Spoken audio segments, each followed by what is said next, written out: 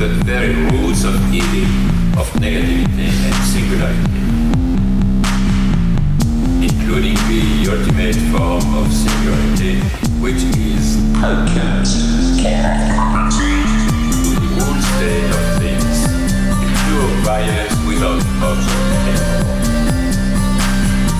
This is the typical violence of information.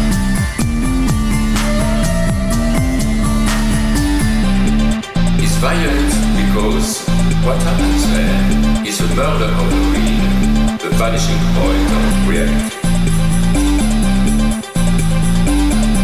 Let's not have a misunderstanding here. Welcome to Machinic Unconscious Happy Hour with Cooper Cherry and Taylor Atkins, as always, sponsored by the People's Institute for Revolutionary Semiotics. Before we introduce today's guest, we just want to mention we do have a Patreon account at patreon.com/MUHH. Consider tossing us $1 a month there. Today, we're happy to welcome Graham Harman back to the podcast to discuss his original work on Heidegger, Tool Being, Heidegger and the Metaphysics of Objects, originally published in 2002. But Graham, we really enjoyed the last time you were on the show. We'll be sure to link that episode in the show notes for our listeners. And we're just very excited to have you back. Like I said, just really enjoyed our time with you last time and are grateful that you're giving us your Sunday afternoon. I enjoyed it equally. And as you know, I just checked and it was almost exactly 2 years ago that I appeared on this podcast.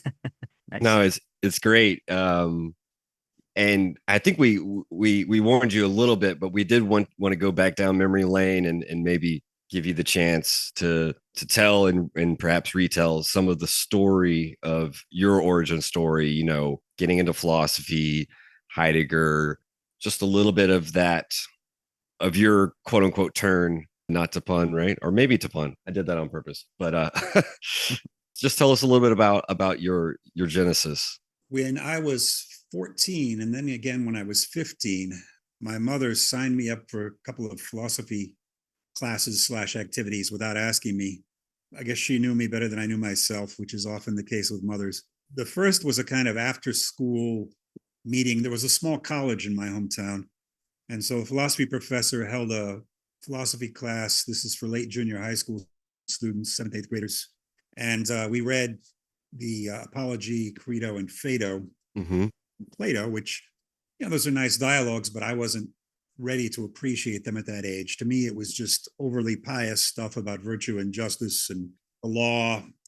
It didn't really excite me about philosophy. And I didn't think I had any special talent for it. I had a hard time talking, as I often did, until I became a professor. I was often tongue-tied as a student. And so it didn't do much for me, but it's a nice thing to look back on. And then when I was 15, it was a night class held by a very popular high school teacher in our town. That was on the philosophy of law. That one interested me a little more. That was about cases like 3 shipwreck survivors are in a lifeboat. 2 of them kill and eat the third one guilty of murder. I was a little more interested in that because interesting, radical, controversial cases. I could sort of wrap my head around that. That was a little closer for me to what I wanted to think about. But it wasn't until I was 16 the following year, which is that we had a set of encyclopedias around the house that I did read frequently. So that was a good investment. And one night, it was October of 1984. I was 16 years old, beginning of my junior year in high school. I think I imagined a future in music or computer science at that point. And I just realized, I actually don't know that much about philosophy. So I pulled out the P volume, the encyclopedia, just sat down and read the encyclopedia article straight through on philosophy, and I was hooked. The difference, I guess, was that this presented philosophy as a kind of sequence of rival systems that came up with new, unusual ideas. And I thought, well, that's really interesting. You know, how Spinoza said this, and then Hume said this, and it's not really clear who's right. So we have to get into this and try to figure it out. And these are big metaphysical theories. And that's when I knew what I wanted to be. And it's never wavered for a minute since then. So it's been 40 years now, I guess. So that was the beginning for me. And then, like a lot of kids at that age with a rebellious streak, I started with Nietzsche. So I was up at the college library in our town reading Nietzsche a lot at nights. I still remember those hours fondly. And then my parents were very good gift givers. You know, they were hippies. They were there was a lot of 1960s type books around the house. There was Buckminster Fuller and the Whole Earth Catalog and those kinds of things.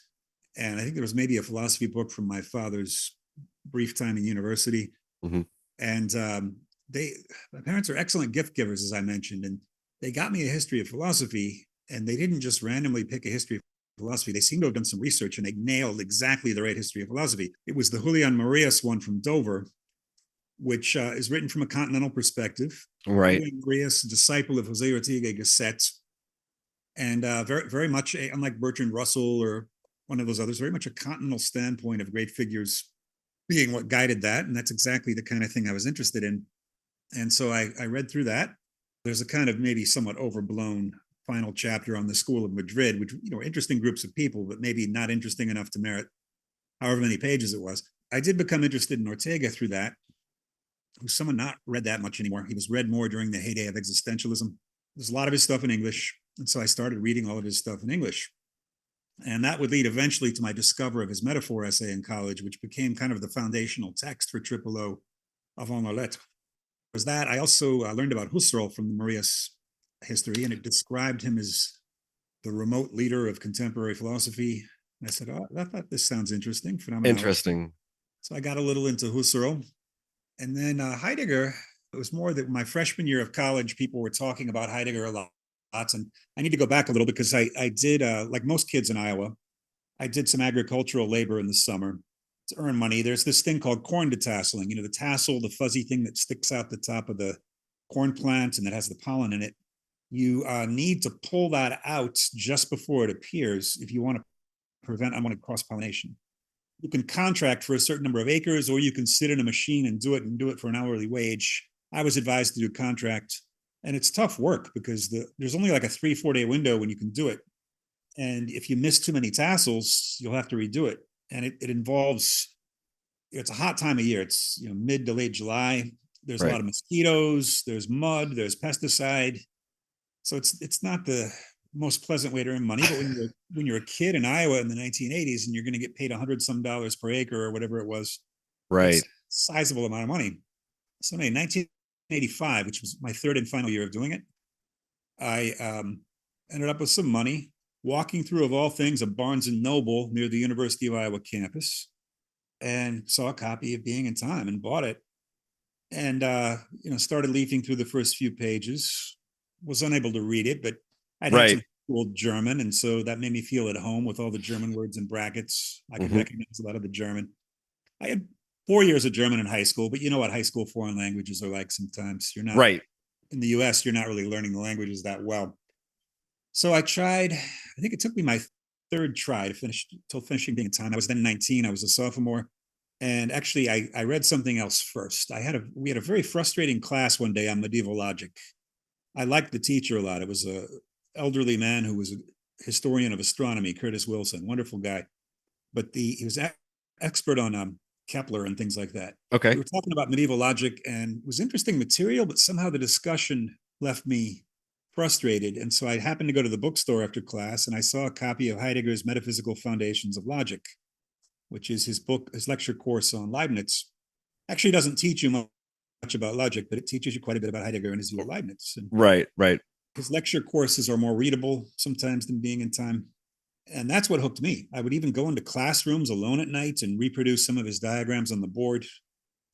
And that's when I started to find the philosopher I wanted to work on. And I knew he was one of the really important contemporary ones, and I wanted to work on an important contemporary thinker. And at St. John's, where I was an undergrad, we mostly did older stuff.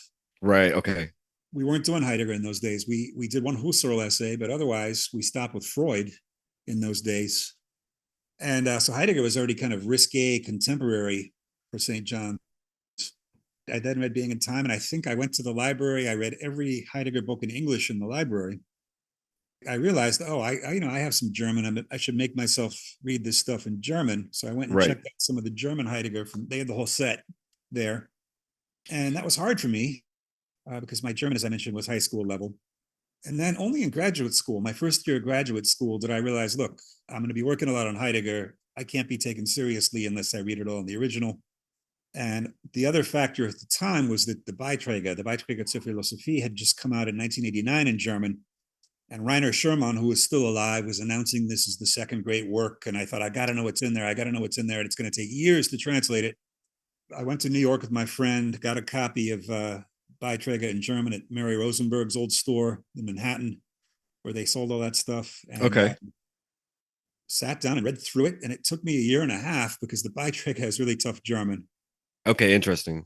I was looking up literally every word I didn't know. And of course, there's a lot of words in that book that don't exist. You have to kind of figure out what they mean. And I thought, this is endless. But one thing I've always been pretty good at is I'm good at being a workhorse. I can sit for hours alone every day over many years and finish off projects that other people would give up on. So I just stuck to it, diligence. And I thought, okay, but I really have to figure out a way to speed up. And then what's going to be my second one? Okay, I decided to do the 1929-30 course, which my professor, Will McNeil, was translating at the time. And so I took it to one of my two lucky coffee shops in Chicago. There used to be two coffee shops on Lincoln Avenue, right around the corner from DePaul, Trevi and Equinox. And I called them my lucky coffee shops because whenever I was in a jam and I needed to write a paper really fast or read something really fast, I was able to do it at one of those two coffee shops. Nice. They're both closed now, but they were my go-to throughout the 1990s when I was at DePaul. And I pulled out the 1929-30 course and I read through the first page and I said, oh, I know all these words. And then I read another page and I believe I sat there and read 75 pages in one sitting without even going to the bathroom. And I thought, wow, I did it the right way. The Beiträge was like when you're jogging with ankle weights on, right? Toughens you up. And then after that, I never really needed a dictionary because Heidegger, like any author, has a limited vocabulary, even in his own language. And so after that, it was just bing, bing, bing, bing, one Gesamtausgabe volume after another. And it took me till 1998, another 6 years to read all the ones that existed at the time, which was 70 some. And so there I was 28 years old, 29 years old, and I'd read all of Heidegger in German, which not too many American PhD students could say. And Right. the value of that was that people couldn't pull that sneaky thing on me anymore. Well, you haven't read volume 43. Yeah. I had read it all. Nobody could pull that on me. And I kept up with all the new ones for a while until around 2010 or so. It just started getting too repetitive. Right. I stopped reading them. People could pull the trick on me now of saying, oh, but you haven't read the most recent. Yeah, Heidegger became my thing in my 20s. And then tool being is essentially my dissertation. I did go through and stylistically revise every sentence, and I added a couple of sections, one on Dreyfus, one on Zizek. Yeah. Dissertation. And actually, there was a lot more on the secondary literature in the dissertation version. My advisor made me take it out because he said the dissertation was getting too long, and he was right. We Oh, didn't get along very well. It's Will McNeil. He's still at DePaul, and he's not a horrible guy. But when I was invited back to DePaul in 2013, he was asked to give the introductory lecture, and it was awfully condescending. It was about how I'd shown improvements, and so there's not a lot of love lost between us. But he did make one important suggestion in my dissertation, even though he was hands off, and I wanted him to be hands off. He wanted me to go back to Aristotle's metaphysics and weave that into the third part, which I did, and he's right. There's a lot of Aristotle in my approach, and Aristotle has become an important reference for me increasingly over the years. But they say every book has its fate, and Tool Being has had a very interesting fate in a number of ways. First of all, in terms of influence, interrupt me anytime here. Otherwise, I'm just this segues into the discussion of the book, so this is good. Right. On the one hand, Tool Being has had almost no palpable influence on Heidegger studies, in the sense that I suppose people read it. I know some of these people have recommended their students to read it, but there aren't really references showing up to my work in Heidegger scholarship. There was a time when I imagined that my future was making a mark in Heidegger scholarship. So that would have really disappointed the me of 1992 or 93. What I learned over time is that no, that can't happen for various reasons. And I'll go into those. But nonetheless, I've done some checking. And as far as I can tell, it is the second most cited Heidegger book by anyone. Number one is Dreyfus Being in the World. And that's for the very good reason that Dreyfus is the source for analytic philosophers on Heidegger. It seems to be offered in undergraduate. I mean, I read it as an undergraduate, and it helped me rethink how I was struggling through being in time. It clarifies some things. I think it's fundamentally wrong-headed in some ways, but we'll get into that later. That's number one. Tool Being's number two, and that Richardson's big book is third place. Mhm. And that's, 1974 or maybe even earlier, 60s, I think.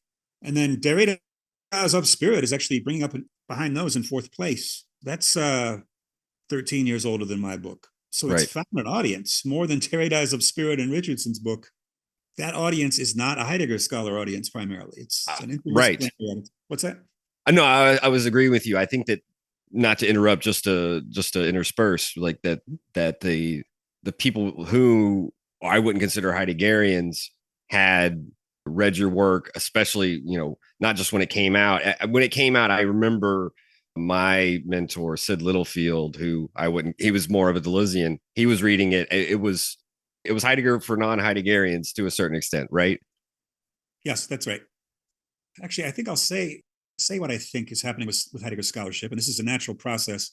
If you think back to the 17th century, and Descartes appeared and was demolishing what was left of medieval philosophy at that point, there was that period in the 1600s where if you were doing new philosophy, you had to be some form of Cartesian. There's Malebranche and there's Spinoza, and there's different people connecting to Descartes in different ways.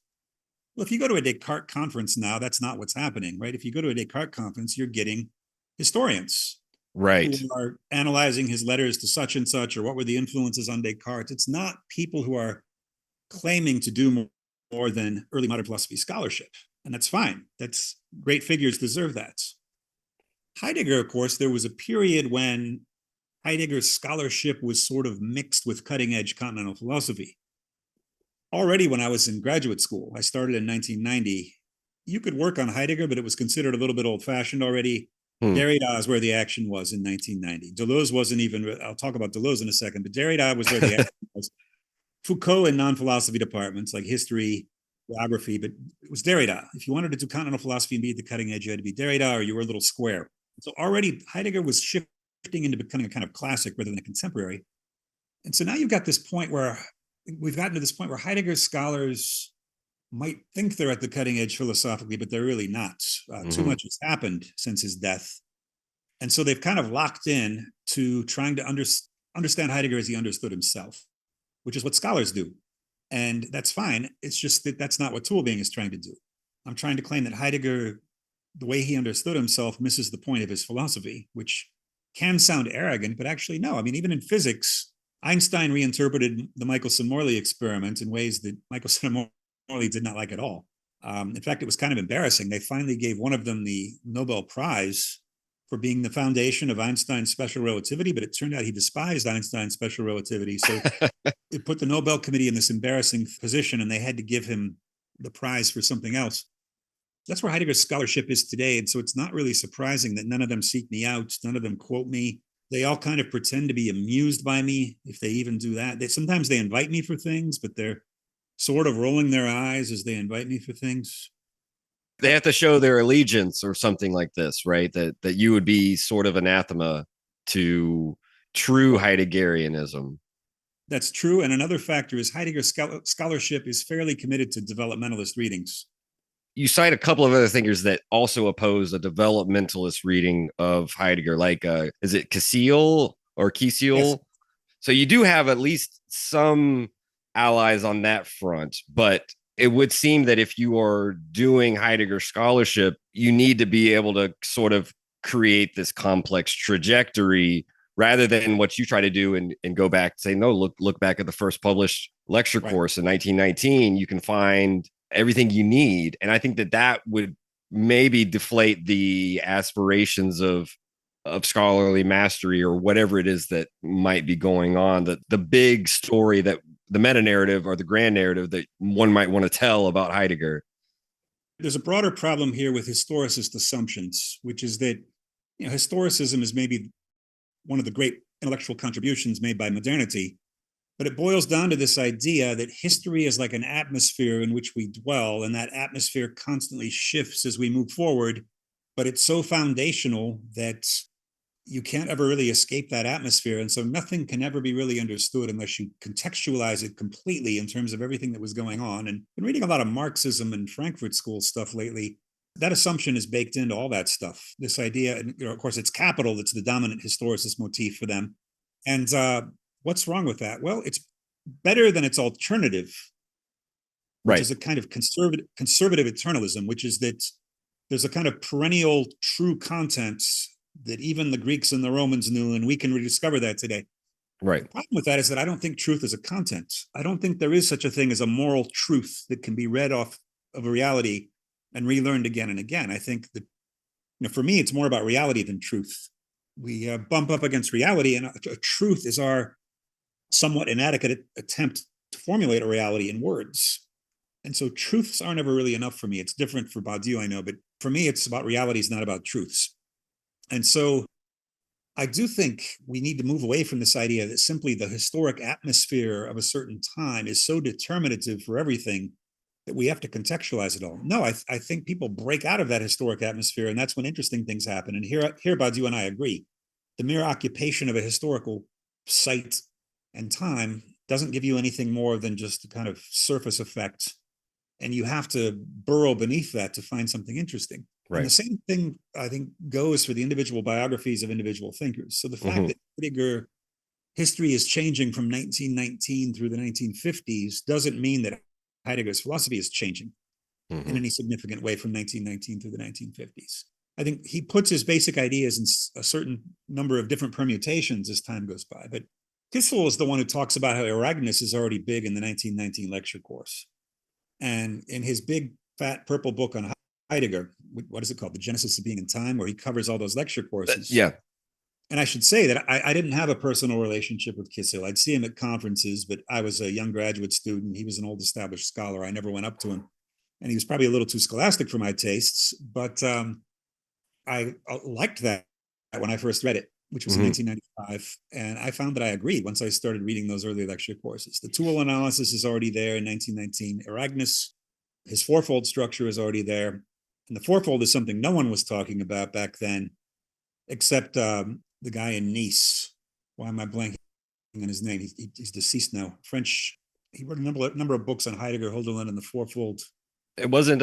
Is it someone you cite in Tool Being? Tamino, Lafont? No, it was someone I was citing later, I think, because I only read it when I was in Egypt, I think. Okay. But he was very good on the fourfolds. I'll remember it later. I'm getting bad with names as I age. But now Andrew Mitchell's kind of picked it up in his book on the fourfold, but he trivialized my contribution, and this French guy's in his footnote. You shouldn't really do. You should give due credit to people who have been there before you. But now people are talking about the fourfolds, which seem like this impenetrably opaque Heidegger kitsch romantic poetry thing, but it's not. It really is his twist on phenomenology. You can find where the fourfold comes out of his reading of Husserl in 1919. So the early Heidegger became the thing for me. And then of course I appreciated the late stuff on the thing and on the building blowing thinking and to some extent technology, though it's a little monotonous.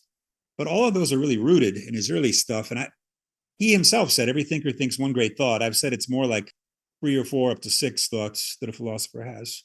And so you don't need to chart every micro variation in the career of a thinker. That's ultimately not that rewarding. You want to see how a thinker struggles to fit together their 3 or 4 or 5 or 6 basic ideas. Yeah, I mean, I agree with you about this question of history. I mean, you mentioned Badiou there. I can see Deleuze saying something similar when he's thinking about what he says his generation was one of the last to be sort of bludgeoned. I think he literally says assassinated by the history of philosophy, right? It can be useful, but to a certain extent, I can imagine Deleuze saying that is its own discipline. It is precisely history. Philosophy is supposed to be involved with the creation of concepts. And so history can help to a point, but as you kind of put it your way, and I agree with it, the interesting things is the deviation from them. Sort of what can the use be put? How can it be put to use rather than laying down factual bases for their own sake? Yes. And actually I have something to say about Deleuze in this case. I encountered Deleuze pretty early. That was 1990. It was my first graduate course with Alfonso Lingus at Penn State, and we read Anti-Oedipus. And at the time, it's hard for people today to realize that Deleuze was not taken that seriously back then. Because now you have people calling him our Kant and greatest philosopher in centuries, this kind of thing. That's not what he was in 1990. In 1990, he was paired with Baudrillard in that class, and I like Baudrillard too, but that's kind of the level he was at. Gotcha. This kind of irreverent, finger in the eye, face smeared with cherry pie, sort of bad boy. it wasn't until the mid-90s that you started to see Deleuze become a thing. I remember going to a conference in Edmonton. It was an IEPL conference, I believe.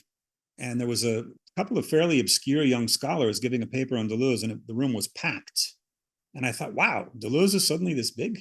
Turned out to be the case. And there are some other anecdotes surrounding that time. It turns out that architects had gotten into him a few years earlier. Architects starting in around 1993 were tired of Derrida. And so that's probably a couple of years before philosophy took the Deleuzian turn away from Derrida. And then architects started getting tired of Deleuze, so they're looking for other things too. Here's what I was going to say about Deleuze. This is addressed to American readers of Deleuze. There's one point on which I think American Deleuzians in particular follow him too closely, which is that Deleuze's irreverence and humor are always a godsend. Deleuze has kind of an ironclad grip right now on how we see the history of philosophy. Everyone's reaching for Spinoza and Hume and the Epicureans, and it's kind of uncool to talk about Plato, Aristotle, Kant, and Hegel, because those are the majority figures. Those are the big bad canon. What I think Americans should remember is that the big bad canon is an actual force in France that oppresses students. Right. It's not in the United States. Since when is there too much Plato and Aristotle in the United States? I think our right move is actually the opposite. I think we need to go for the big guns. I think we need to be reading Plato, Aristotle, Aquinas, Kant, and Hegel, and not following Deleuze's minor tradition, that simply emphasizes a weakness American students have, which is not being well versed enough in the canon. So that's one thing I think people have wrongly followed. But anyway, otherwise, I think Deleuze has been a force for the good, even though I oppose him on a lot of philosophical issues. This is where a lot of the Deleuze scholars that we've had on generally would agree with you, especially with someone like Kant, which sometimes, that lack of knowledge about sort of where Deleuze is trying to take the post-Kantian philosophical, milieu, without that rootedness in what Kant did, a lot of what Deleuze is trying to do either is confused or lacks the kind of novelty that it would if it could be put into intersection. And I think that you're right. There needs to be more. And see, I mean, even if I don't particularly enjoy reading Hegel, I know that the benefits can pay off in spades, not just with reading Deleuze, but obviously so many other thinkers. It's kind of, eat your veggies moment. Good way to put it. I'd put in another word for Aristotle like this. People think of Aristotle as a kind of boring tradition that Descartes rebelled against, and Descartes is so simple and bold that many young students want to take that rebellious moment. But what they're forgetting is how radical a move it was for medieval theologians to adopt Aristotle, a figure who was mostly read in the Arab world and who was known primarily through Ibn Rushd Averroes and his commentaries. And so it was really kind of risque for people like Albertus Magnus and Thomas Aquinas to pick up Aristotle. And people forget that Thomas Aquinas' writings were banned for about 11 years after his death. And Aristotle was a large part of the reason why. And if you go back to Aristotle and read him, first of all, he has a really weird sense of humor, which clue people into the fact that he's not boring. Some of the stuff he says is just bizarre, like touch is the most important sense because it's the only one where if you do it too hard, you die. Okay, that's good. Unlike the others. And so these moments and the way he is subtle about negotiating his teacher Plato's heritage and hesitates for critiquing what Plato said. And Aristotle, of course, is the leading advocate in the history of philosophy of the primacy of individual things, individual objects, and those are not in fashion now. Right. Triple O obviously does accept that. And so I consider myself to be part of the Aristotelian tradition with Leibniz, Aquinas, and some others. And there are some advantages to that. First of all, Aristotle was radical in that he's the first philosopher in the West who thought the most important thing, namely individual substance, is destructible. Right. For all the previous Greek thinkers, whether it's water or the forms or atoms, they're all indestructible. Aristotle risked putting a destructible thing at the center of his philosophy. So there's an anti-eternalism there that's very radical. And I would just like to see Aristotle come back into fashion. I'd say Aristotle and Husserl right now are the two most out of fashion great philosophers. Aquinas, throw Aquinas in there too. When I was a student, it was different. It was Plato. Everyone was trying to inverse Platonism, overthrow Platonism, whether through Nietzsche or through Derrida. Or Deleuze. What's that? Or Deleuze. You're talking about your time, but he continued that trend, right? Of inverting Platonism. Yeah. And in Heidegger's case, he did that by giving primacy to the pre-Socratics, which I think is really wrong-headed. I think he overread his own thesis of withdrawal and hiding and veiling into the pre-Socratics when that's not really what they are. The pre-Socratics are more like the first physicists. They're preparatory to the first philosopher, who I would say is either Socrates or Plato, that old problem. But no, I don't see the pre-Socratics as the first philosophers, except retroactively. It was Plato who made them into philosophers. So I don't think Heidegger is right to see Plato and Aristotle as the beginning of the metaphysics of presence. There's hiding in both of those. Aristotle actually says pretty plainly that the essence of a thing is incommensurable with its logos, because definitions all use universals, but things are all concrete. So Right. in other words, it's always a failure of language or thoughts to be adequate to the thing. And people forget that about Aristotle.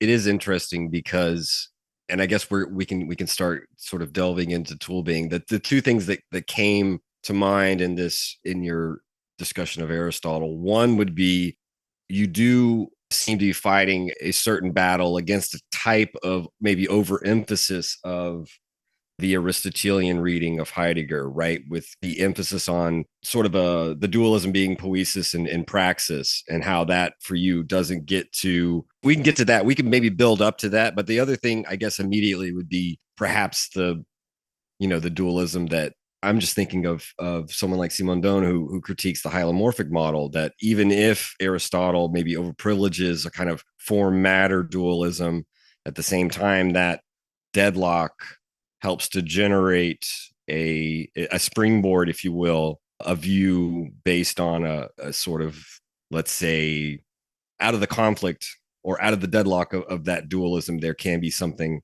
led to from something static. So you can imagine, I guess what I was trying to say, that even in something like the wrong-headed dualism that you find in looking at Heidegger's like Aristotelianism as based in poiesis and praxis, that can lead to something generative. And I think that's what we start to see in some of the, well, I guess we could say there's at least two dualism, right? There's a quadripartite. There's that we eventually get to four, but maybe this would be a good place to start going into the primary dualism that we find in Heidegger. Now you've termed it broken tool, but I guess perhaps readers of Heidegger might be more familiar with what readiness to hand, presence at hand.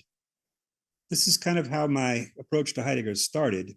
Back in the early 90s, it started to occur to me that Heidegger is actually more simple than people realize. Once you put enough time into Heidegger, you can allow yourself that luxury of saying, actually, there's a lot of repetition going on here, not just with the vocabulary, but with the ideas. And a lot of it is about this duality or dyad between readiness to hand and present at hand. And this also touches on Dreyfus's book, because I think Dreyfus gets it wrong. I think Dreyfus is pretty close to how Heidegger saw it in some ways, but it's not quite right. Usually the way this is interpreted is as the primacy of practical reason over presence at hand. So there you get something like praxis and poiesis, main dualism, praxis being an activity which is its own end, and poiesis means a product that's been produced, that's there to be seen, that's present at hand, that's visible. And Dreyfus takes this line too. He says essentially that the great insight of Heidegger is that there's a kind of pre-linguistic cognition that involves the practical use of tools. In Heidegger's case, Heidegger stresses that there's really just one tool because it forms a system at any given moment. And tools only become individual when they break. And so these are some of the basic assumptions, not only of Heideggerians, but frankly of Heidegger himself. And I gave myself the liberty to say, actually, Heidegger is misunderstanding his own thought experiments, great philosopher though he was. And I do think the tool analysis is the leading philosophical thought experiment of the 20th century. And it's read by lots of people. I certainly wasn't the first person to talk about it. I was just the first person to talk about it in this way. One problem is that he reads it too holistically, in the sense that it can't be true that the system is one until something breaks, because if that were the case, nothing could ever break. If everything were actually sleekly assigned to its referential contexture and guided by the for the sake of which of Dasein, then there'd be no reason for anything ever to break. Everything would consist in nothing more than its place in the system. That obviously doesn't occur. Things break, things surprise us, because there's only a loose connection of things in a system. Things have an interior reality that is not fully grasped by the system. So pieces of machines break all the time. People surprise you, all kinds of things happen. So there's, first of all, the holism is wrong. You can't say that there's just this one sleek referential equipmental contexture and then it somehow breaks for Dasein. And that's when individuals first occur. And Heidegger tends to fall into that idea that being is one and only beings are many. And I've made in my work given a number of reasons why that can't be the case. That's one problem with it. The holism doesn't work. The other problem is that viewing it in excessively human terms doesn't work. Dreyfus and others make too big a deal of the distinction between praxis and theory, which isn't really that big a deal. Okay, first I'm sitting in a chair unconsciously, and then the chair breaks and falls, and now I'm aware of the chair as chair because it suddenly became visible as a chair. Okay, but what that is missing is that my sitting in a chair doesn't exhaust the chair any more than my conceptual understanding of it does, or my linguistic speech about it does. So even praxis oversimplifies the things in the world, which means the being of the chair or the being of something, maybe it's not a chair until humans call it a chair, but whatever it is, the pre-chair, let's call it, that has a being that is no more exhausted by praxis than by theory. So praxis and theory are both oversimplifications of the world. And so we need to radically move considerations of Heidegger away from the praxis theory distinction, which Dreyfus definitely does not. He actually is way too specific. He talks about the different background assumptions about how American and Japanese babies are raised, as an example. And Japanese tea ceremonies. I read some of Dreyfus's essays. Yeah, he's got some experience with Japanese culture, and so that's part of the references he makes. Right. But yeah, it's not a book about different types of human comportments. It is a book about being, after all, and that's not just rhetorical. I know Tom Sheehan has tried to get us to take that less seriously, but I don't see how you can do that and still have him be Heidegger. Being is the thing. What is being for Heidegger? Well, he never fully answers the meaning of being, but we know a big part of the answer, which is that it's never presence. As soon as you're talking about presence, you're not talking about being, because being is that which withdraws, which manifests itself differently. He thinks being is one as opposed to beings which are many, but I've just tried to argue that can't be the case. Being can't be a unity. And then Dreyfus wants to emphasize the difference between background social assumptions and conscious theoretical statements, but that's just not that deep a difference, because the human predicament is much more challenging than that. The predicament is that both theory and praxis do not do justice to reality. They both come up short. So that already is a lot for people to swallow, that it's really about the being of tools prior to any human contact with them. But then I break the internet by saying, actually, it's not just about humans either. It's also about inanimate causal relations. And I didn't take that step lightly. That came to me in a flash one morning. It was a Christmas morning while I was working on my dissertation. And I was so fascinated by it that I was skipping an all-day Christmas party to which I've been invited, held by Professor Daniel Seltzer at Duquesne, my friend in graduate school. He called me at night and said, "Where are you?" And I said, "I've been thinking all day." That's not usually something I do as an affectation. I was actually sitting at home thinking all day about that problem. What am I going to do? Is inanimate causation already a form of the S structure, already a form of presence? Right. And I decided that it was, because the S structure is not produced by consciousness or by whatever human Dasein has that's more than consciousness. It's produced by the fact that a relation is external to its terms, which is more of a Deleuzian idea. Causal relation between cotton and fire, an example I got later from Islamic philosophy. Cotton and fire simply do not interact with the full reality of each other. They're incapable of it, just like humans are incapable of it. So really, it's a problem of causation. Causation is never exhaustive. It's selective in what it interacts with between two entities. And that's where you're totally outside the sphere of continental philosophy at that point, and even analytic philosophy. Your only ally at that point in the modern period is Whitehead's. Because really the main gambit of process and reality is human perception, human consciousness. These are just special cases of a wider concept known as prehension, which is two things relating. And for Whitehead, unfortunately, prehension tends to be treated exhaustively as though things are nothing more than their mutual relations. Whereas from reading Zubiri, the same summer I was reading Whitehead, summer in 97, Zubiri is even better than Heidegger at this idea that there's a deep essence that can never be expressed in relational terms. So it was really that 1-2 punch of reading Whitehead and Zubiri. I'd read them both before, but not all the way through. So I did another one of those workhorse projects where summer of 97, when I was sports writing, I was also reading Whitehead and Zubiri every day at the cafe in Evanston, where I was living by then. And that's what started pushing me beyond Heidegger. That first of all, it can't just be about Dasein as it is in Heidegger. And second of all, It has to be about a deep essence. Unlike contra Whitehead's, it can't just be that a thing is its relational effect on other things. And then the following year is when I was urged to read Latour. Even though I have many differences from Latour, as I've written about, right away, he liberated me from Heidegger in terms of his sense of humor, in terms of his willingness to talk about contemporary phenomena and not just about romantic peasant shoes. Right. He's talking about Adidas and he's talking about coal mines without contempt. And, when we brought Latour to Cairo finally in 2003, I guess it was, he gave a lecture on how is the price of apricots determined in Paris, which I loved, but my rather stuffy older colleagues were grumping like, this isn't philosophy. That was another form of liberation, getting to know Latour, who didn't like Heidegger. In fact, I had to work a lot to get Latour to take Heidegger seriously. That was a strange position for me to be in. But that's really what changed it. Now I know, okay, I'm not working in the Heideggerian circles anymore. They don't want me anyway. I'm working in Latourian circles. And Latourian circles have their own drawbacks like any other circle, but Latourian circles are able to talk about contemporary stuff. I met the older Dutch Latourian Gerard de Vries once, or not once, I met him many times. But when I met him, I asked him how he got into Latour. He was the first person in the Netherlands to get into Latour. And he said because Latour was the first philosopher he met who was funny, tell jokes in his papers. And that was appealing to him. It's appealing to me also.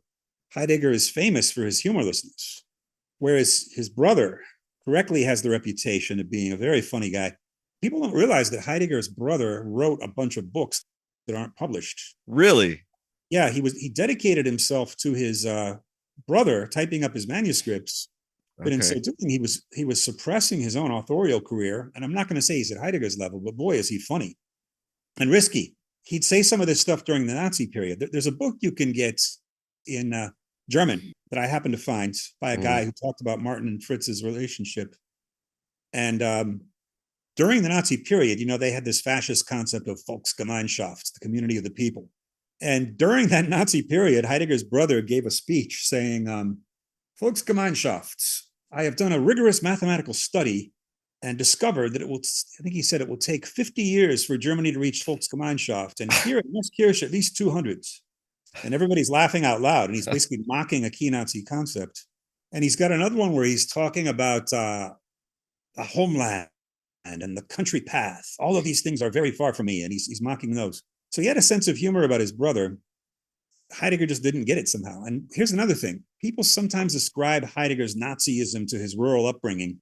Well, let me tell you something. I've been to his hometown. It's a lot bigger than my hometown, probably double the size. And then the other thing is Westkirch, where he's from, had less support for the Nazis regularly in elections while there were still elections than the rest of Germany. In fact, it was a Catholic centrist town. So he has no excuse there. Heidegger's brother was never a Nazi. He owns that one. I mean, yeah, he's got what is it? Is it 35, 36? He becomes rector. There's some, I mean, 33. It's 33. Right when Hitler takes over. Okay.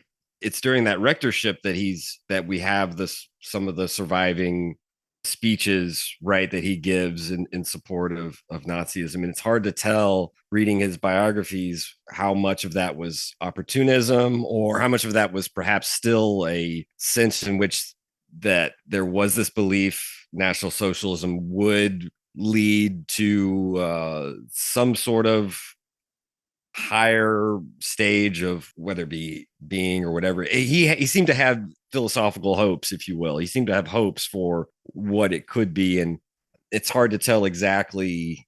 And he himself wasn't really quite forthcoming. Even in the Der Spiegel interview, it's kind of like pulling teeth to get him to really sort of articulate what was going on. My view about this is that the more information that comes out, the worse and worse it's going to get. It's never gotten better for Heidegger when new documents come out. So we have the Black Notebooks where it's pretty clear his anti-Semitism was a lot deeper than any of us ever imagined, or some of us at least. Does Heidegger's politics bother me? Well, yes, I hate Nazism, I hate fascism. Is it disqualifying for me? Not at all. And I've got something to say about this. There are certain books saying he should be banned because it's just Nazi propaganda. Well, right. Obviously not just Nazi propaganda. You can get pure Nazi propaganda out there. It's all vacuous all the time. Heidegger's not all vacuous all the time. He's got some philosophical ideas that you cannot unsee. That's how I would put it. Okay. the comparison I make a comparison to two others. First of all, there's Alfred Rosenberg, who was hanged, who's really was just a hack philosopher, not a philosopher at all, just a white supremacist propagandist, and he was hanged at Nuremberg, deservedly. Mm-hmm.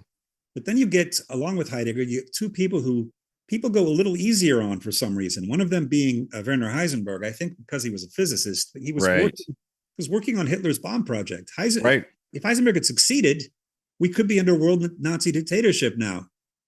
And yet he was allowed to be mildly rehabilitated and speak at physics conferences. And no one says, let's ignore the uncertainty principle because he was a Nazi. And then Carl Schmitt would be the other case. Schmitt was actually imprisoned for a while. And there's a heavy air of Nazism in Schmitt's writing. And yet it's the left that really likes Schmitt because he hated liberalism so much. And so I think that's part of why he gets off a little easier than Heidegger. Schmitt was more involved in Nazism than Heidegger. None of that's to excuse Heidegger, who was a fascist. But here's my way of looking at it. For me, the primary job of philosophy is not to produce political content. And I think we have a lot of people, especially in the Marxist tradition, for whom it is, that you should read a good political result directly off of philosophy or the philosophy's bad. Whereas for me, if you look at the history of philosophers in politics, what you find is that the great philosophers tend to be politically reversible in the sense that you get right and left Hegelians, right and left Kantians, you even get right and left Nietzscheans, even though Nietzsche would be put on the right. Hegel would be put somewhere on the center right, probably, even though a lot of leftists like him. And you get right and left Heideggerians. You got Marcuse, who, he'd be left Heideggerian. And so I think that's, he was a Nazi. Let's not forget any of that. But that doesn't mean Heidegger's philosophy is propagandistic content for Hitler. I've mentioned before, this is my lingering worry about Badiou. By and large, Badiou's following consists of hard left people. Mm-hmm. And that's fine. If you want to say you're a Maoist or that you believe in whatever form of hardcore leftism, all right. But until you start seeing some right-wing Badiouians, we don't have enough evidence that his conceptual innovations are enough to land him one of the top spots in the history of philosophy. He's certainly a very important thinker.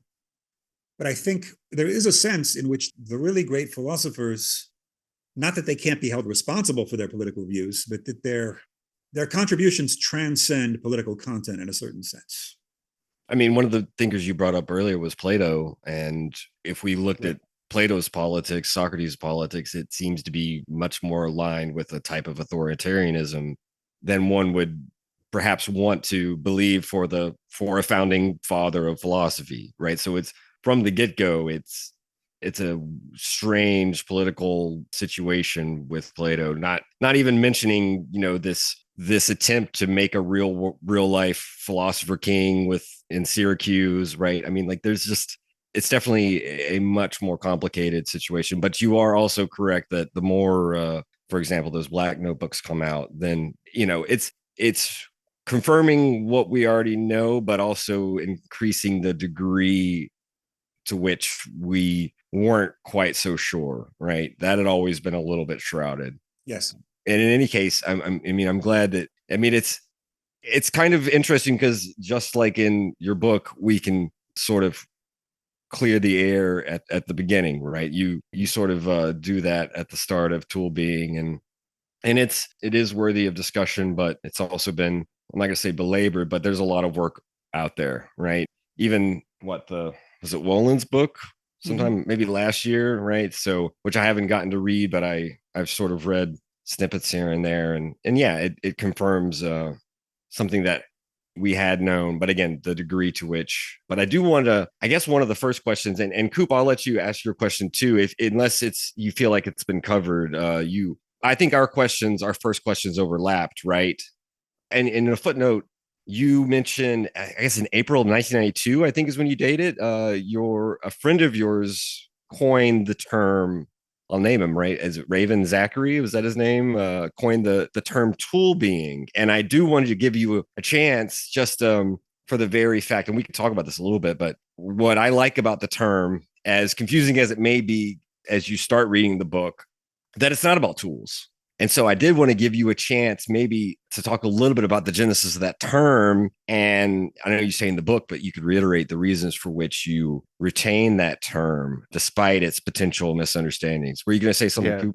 Yeah. This is a good story, I think, as well. Just add some color, I think.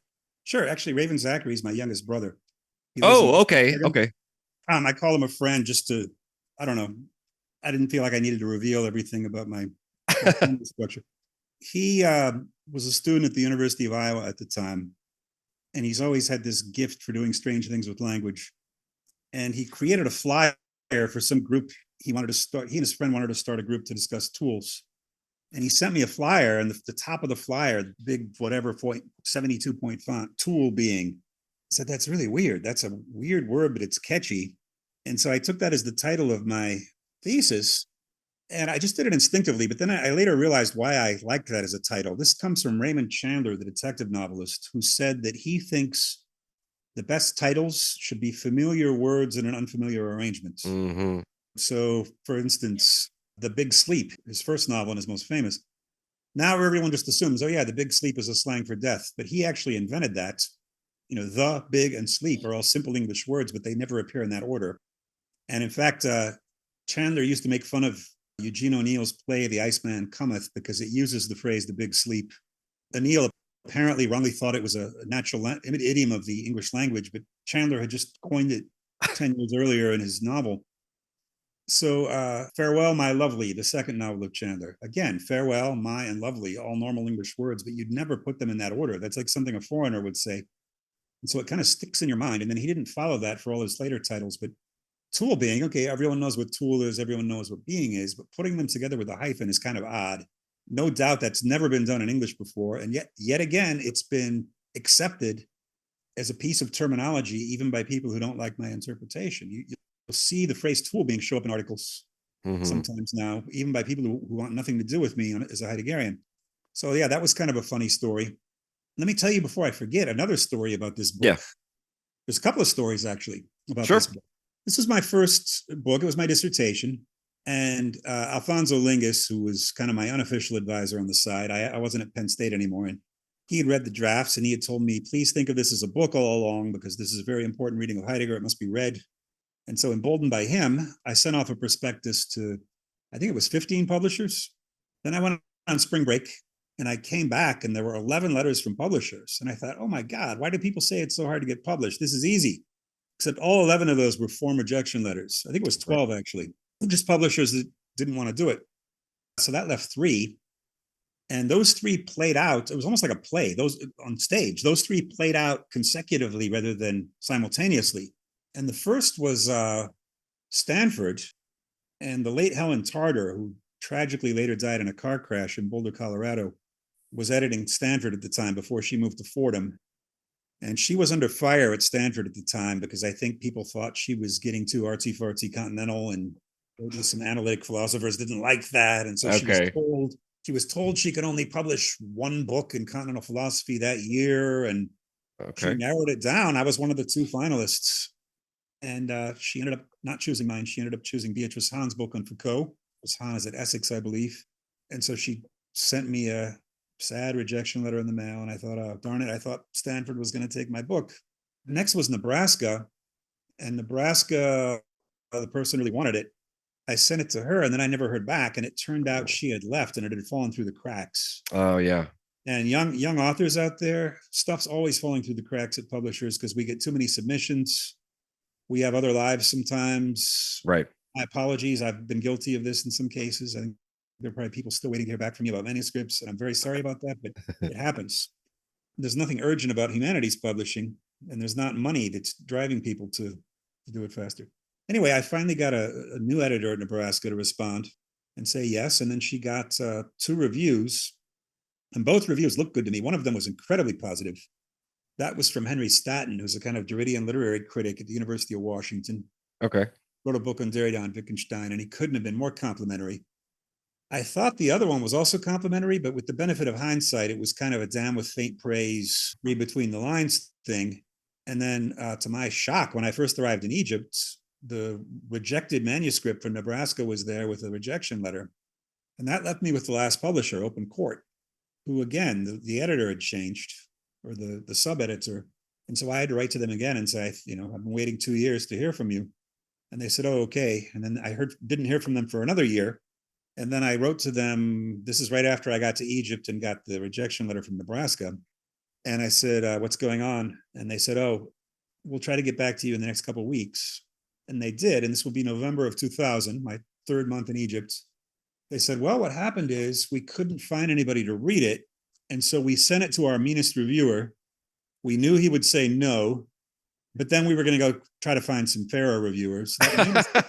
That meanest reviewer was the analytic philosopher Barry Smith at University of Buffalo. He's a star in analytic philosophy and in medical ontology and things like that. And to everyone's surprise, he loved Tool Being. Okay. He had a couple of minor criticisms, but he said this should definitely be published. It's remarkably clear for a book by Heidegger. So Barry Smith, the analytic philosopher, got me published when none of the continental people wanted me published.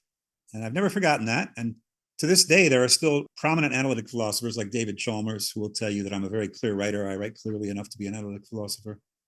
That's one part of the funny story about. Is that a mixed compliment for you? You know, No. I mean, No, I mean, I'm not half joking though. Oh no, I'm not an analytic philosopher, and it often bores me, I have to say, the way people write. And I think, I think they're wrong to think of philosophy as a science, have a kind of scientific culture. I don't think philosophy is a science, but fine. They have their strengths and weaknesses just like continental thinkers do. Sure. One of the problems with continental philosophy, I'll just say it on this show, is that it's not a meritocracy at all. It's a cliquish sort of high school scene.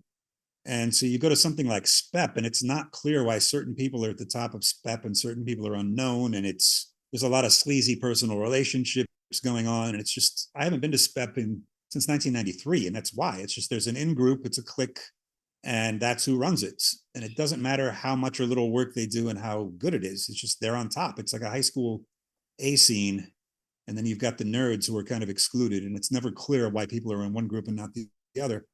And I don't want to get into any more specifics than that right now, but I've been perpetually disappointed by what you find in the American continental philosophy scene. I'm glad it exists. Right. I'm glad they're there translating stuff and providing places for people like me to get PhDs. I wouldn't do it over again that way. If I were 22 years old again, I would try to go to an Ivy League school in German. I realize now I could have done Heidegger in a German department. My career prospects probably would have been better, assuming I could have gotten into one of those schools. But I wouldn't have gone to a philosophy department because of the way philosophy works in the US. Anyway, there's a second funny story about Tool Being that I want to tell. Mm-hmm. This is after it was accepted. And they wrote to me, open courts, and said, who do you want for the cover blurbs? Who should we ask? And I told them, well, you might want to ask Henry Staten because he gave a rave review of the book for Nebraska. I'm sure he'd provide a good one. And he did. And then I say, try Alfonso Lingus because he knows me and he really likes the book. So they got the blurbs from those two. And then they wrote back and said, we might want to try to get a European translation of this book. It's actually one of my books that's never been translated, probably because it's so long. And we might want to try Europe. So can you think of anyone in Europe? And actually, I thought of Gianni Vattimo because we had a couple of mutual friends. I did not meet Vattimo in person until 2004. And then I met him again when he was our visiting speaker in Cairo, and I hung out with him a bit, the late Gianni Vattimo. I had them send it to Vattimo, and he gave a nice blurb. But then later, I heard the story from the publisher about what had happened with Vattimo. And you have to remember, this was fall 2002. This was in the paranoid years following 9/11. And you have to remember that Vattimo was in the European Parliament at the time, so he was a public figure. And they sent him a printed copy of the manuscript in one of those cheap padded envelopes. And his assistant got it and kind of tore the envelope. And it was one of those cheap envelopes stuffed with lint. And so this cloud of lint goes in the air, and it led to panic on Vattimo's part and that of his assistants, because this was right around the time of the anthrax scare, or actually people were dying from or receiving anthrax.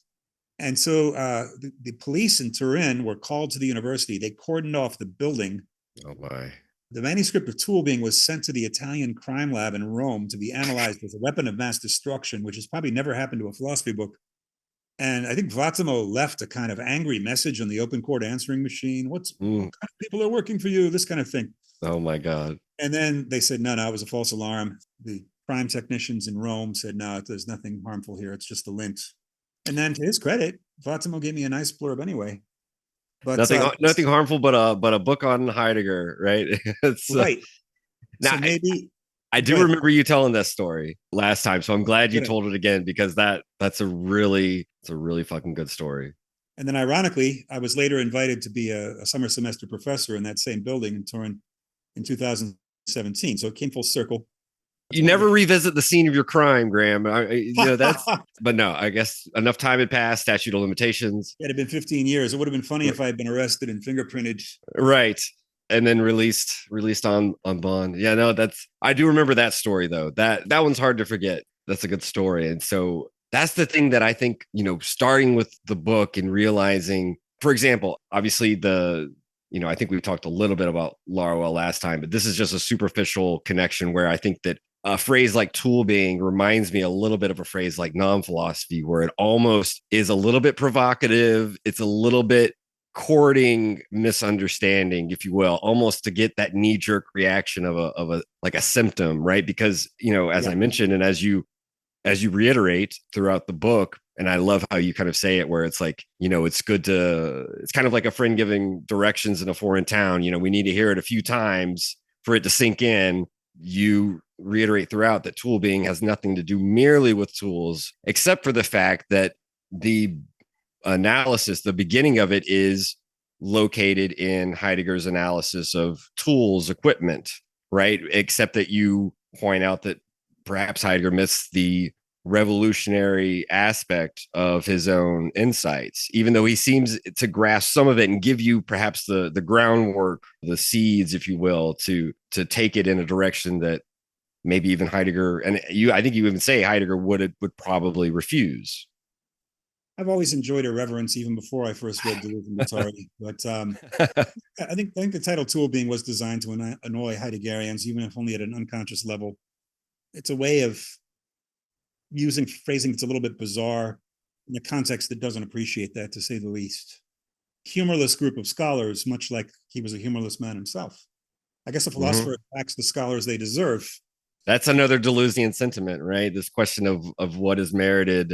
And I guess it's interesting, right? Tool being versus what they're being, or something like that, right? It's a kind of, if you had to translate it into German, it would probably maybe sound, well, I guess Dasein is already a conventional German term, whereas tool being wouldn't be, but you get what I'm saying.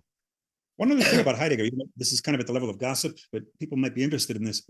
Nothing's going to top the Nazism scandal, which could probably get worse as more documents come out. But there's also a womanizing scandal coming with Heidegger, apparently. Really? Yeah, apparently there's like 100 Hannah Arendts. That wasn't the only such case. And I've not been in the archive looking through letters and stuff, but apparently many of these were Jewish students, much like Hannah Arendt. That seemed to be okay. And it kind of goes hand in hand with whatever anti-Semitism was there in the man. Kind of philo-Semitism in his preference for seducing female students. And I don't know when that stuff's going to come out. And it's, again, I'm not going to say it's as important as the Nazism stuff, but it's going to paint a different picture of this guy. And if you talk to older German people, a lot of them are dead now, but when I was younger, I would talk to older people who had been around Freiburg circles or knew people who had, and you just get the sense of a not very nice person. Someone told me they knew a student of Heidegger who was trying to finish their dissertation and had given Heidegger a complete dissertation and said, you're going to read it soon, right? And Heidegger said, oh yeah, I'm taking it with me on my ski vacation, tapping his bag. And so this student, as is often true in Germany, was hired to take care of the house while Heidegger was away, or maybe just expected to do it free of charge. All right. He was cleaning the house while Heidegger was away. He lifted up a small podium and found his dissertation hidden under there. So Heidegger had lied to his student.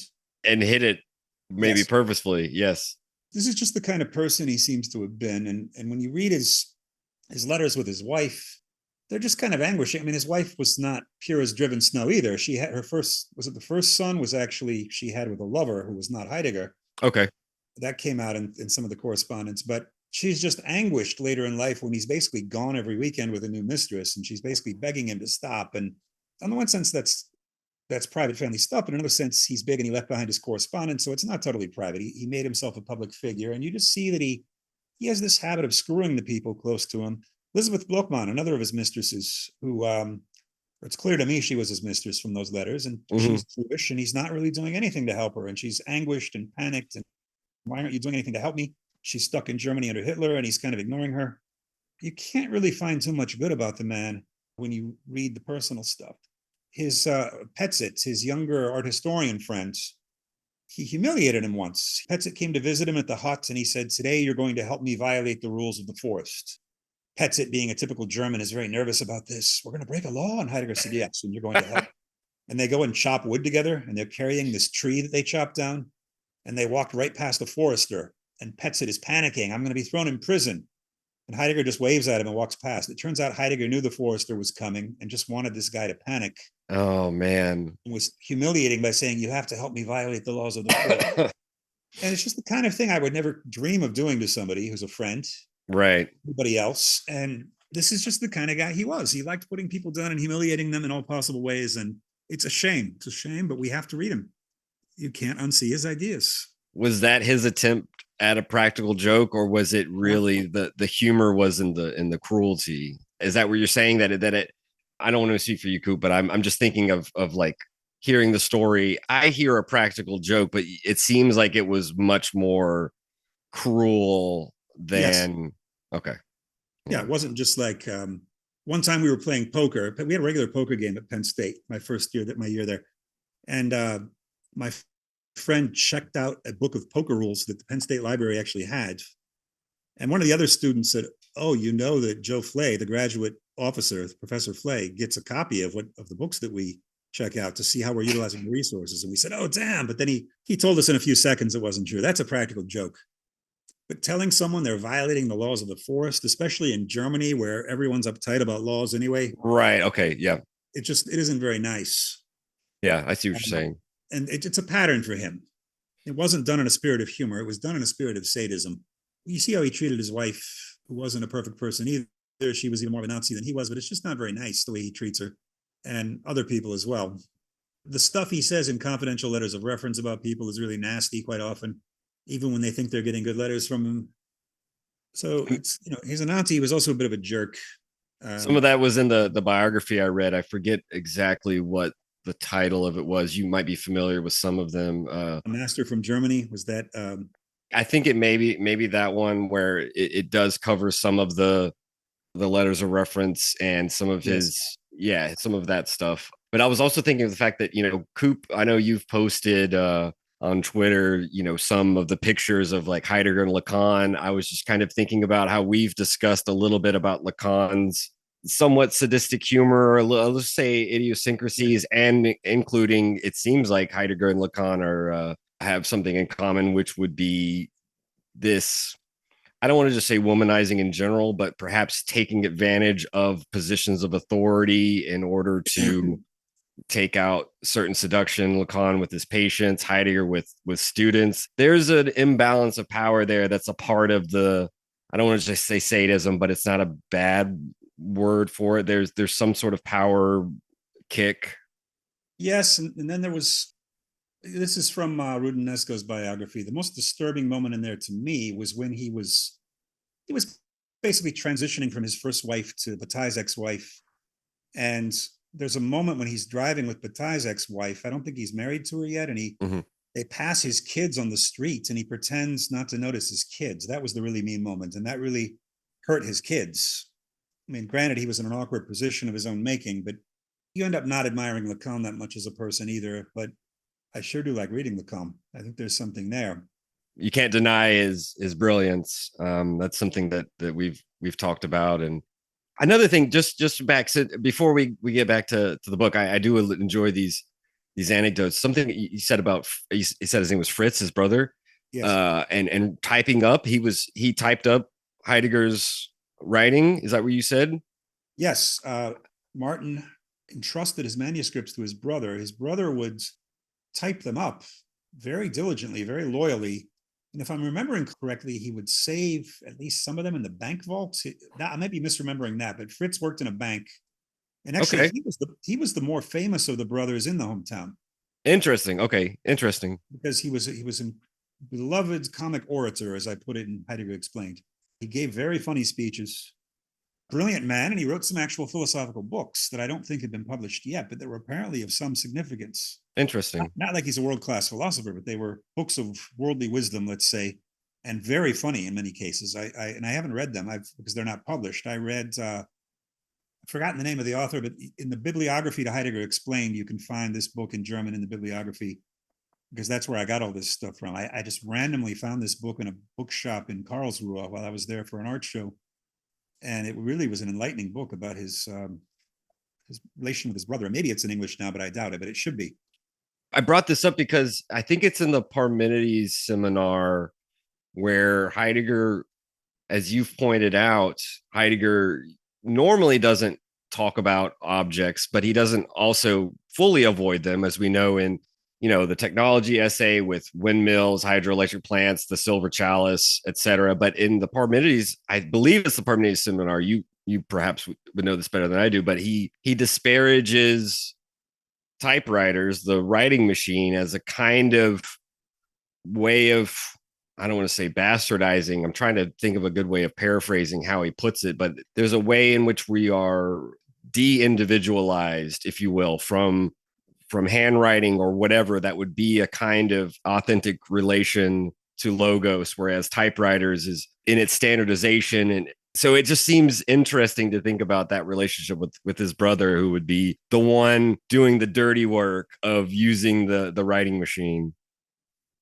And who must have put hundreds of hours into typing these over many years. And I think Heidegger said something about typewriter uses two hands, and that's problematic. Don't ask me why, but he says a lot of stuff that's either Luddite in spirit or even worse. What's the one he says in that one lecture course? How do things stand with the propeller? He's talking about an airplane propeller. Okay. It spins and spins all day and nothing happens. When the Führer goes to Rome to consult with Mussolini, then history happens. Okay. That's an embarrassing one. You're right. And even though, to prepare for our discussion of the technology essay, I did read some secondary literature, and a lot of them do go to great pains to say, like, well, Heidegger's not against technology. And that's maybe true to the letter, but not quite to the spirit. And it may not even be true to the letter at all times. I mean, he doesn't merely dismiss technology in the Bremen lectures or in whatnot, but you pointed out pretty clearly in Tool Being that the tone is kind of unmistakable. It is indeed. And you don't get that from all of their philosophers of technology. And again, one of the obstacles you have to run past here is Heidegger's scholars. And I'm not trying to trash scholars on today's podcast, because we need scholars and we're all scholars sometimes. But one of the other things scholars do is they like to complicate the legacy of the person they specialize on. Because when you're a scholar, you're looking at every piece of material and every letter, and philosophers tend to have contrary intuitions. And so you're finding more of those than the average person does. And so one of the things scholars like to do is try to show that the person they specialize on isn't as easily pinned down as people think. Heidegger scholars have a vested interest in saying that Heidegger isn't just anti-technology. That's a naive, overly straightforward view. But sometimes let's not miss the obvious, right? Sometimes the obvious is harder to see than the not so obvious. And compare Heidegger's views on technology to anybody else. He's got nothing good to say about Gestell and Bestand, or about the United States or the Soviet Union, for that matter, as being mere industrial producers of the present at hand, regardless of their different superficial politics. I think you can say pretty clearly that Heidegger is anti-technology, even if he adds the Hölderlinian point that where the danger is, there goes the saving power. Literally, one of my favorite moves by any contemporary philosophers, when Zizek makes fun of that, there's a passage in, I think it's one of his Schelling books, where Zizek talks about the Shakespeare Made Easy series that has Shakespeare on the left and plain American English on the right. So in Hamlet, it says, to be or not to be, that is the question. On the right, it says, my problem now is knowing if I should kill myself. He says you could do that with Hölderlin. And on the left, you have where the danger is, there too grows the saving power. And on the right, if you're ever in trouble, don't panic too quickly. The solution might be just around the corner. I always like that moment. That's Zizek makes me laugh too, just like that. And I think there's a lot to be said for philosophers who can make you laugh. Totally agree. Okay. So Heidegger is not my preferred philosopher of technology. I tend to like McLuhan, which a lot of philosophers don't like. And what do people not like about McLuhan? Well, the left in general tends to not like anything being put in the hand of objects, because they think fetishism. They think, Raymond Williams was the person who ruined Marshall McLuhan's reputation in the UK, and it's still ruined, by calling him a technological determinist, which is not what McLuhan is. McLuhan doesn't say we only do what the media make us do, because he says we decide how to change the media. We are the ones who artists, in the widest sense of the term, are the ones who can take cliches and turn them into new art forms or new media. On the left, there's often this tendency to not want to let objects do anything, because then we're sacrificing our freedom and we're becoming fetishists and losing our human revolutionary ability to act. So they tend not to like Heidegger's philosophy of technology either, though maybe not for the right reasons. I guess that makes sense because typically objects would, there's a grain of truth in this. I'm not going to say no, it's not, but typically objects would be under capitalism commodities, right? And so you're right. Obviously, that would lead inevitably to critique of the fetish, etc. So What's that interesting, though, is it yeah. also happens on the right. And I've made this case in my book on Latour's politics that the right and the left are both modern inventions dating from the time of the French Revolution. And what they share in common is the idea that political theory really revolves around human nature. And so if you think human nature is evil and dangerous, you tend to go to the right and say we need police to crack down, we need strong armies to defend ourselves against the enemy. Whereas if you're on the left, humans are naturally cooperative and good, and society corrupted us, and or some horrible exploiting class corrupted us. And then the funny thing is, Graeber and Wengrow, their best-selling book, The Dawn of Humanity, A New Theory of Everything, and of course they're anarchists, they begin, just as I begin my book, by critiquing both Rousseau and Hobbes for this very same assumption that humans are naturally good or humans are naturally evil. And then Graeber and Wengrow just repeat the mistake, though. They say humans are naturally imaginative and experimental. They can invent any political form they want. I think what that misses is the fact that political space is often shaped, at least in part, by objects such as geography, such as coins. Marx is good on that kind of thing, factory equipment. But Right. There's still this tendency to want to put humans in charge of politics. Otherwise, we've lost all our freedom. When actually humans are not entirely in charge of politics. We inherit a history, we inherit a geographic location, we inherit certain natural resources, we inherit a certain social system. We don't just devise an ideal social system on blank paper. We've got to, how do we get from where we are to there?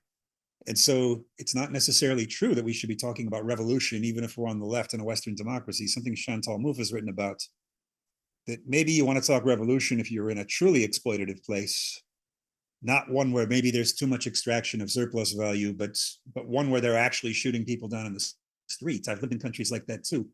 That may be where it's more relevant to talk about a revolution.